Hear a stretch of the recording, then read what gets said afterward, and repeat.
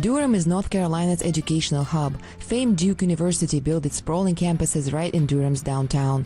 But before higher education became one of North Carolina's largest sources of income, big tobacco ruled the state's economy.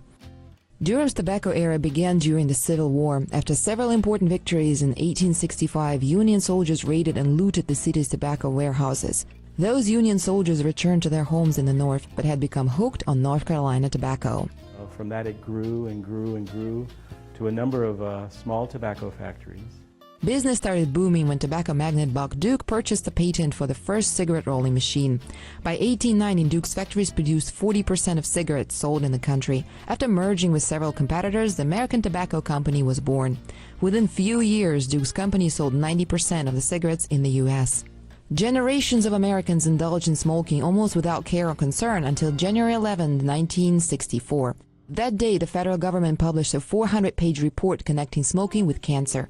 The onset of the campaign against smoking meant the end of the big tobacco's halcyon days. In 1978, Durham's largest cigarette plant, American Tobacco, closed its doors. For decades, the only visitors to its empty shell with broken windows and graffiti were pigeons.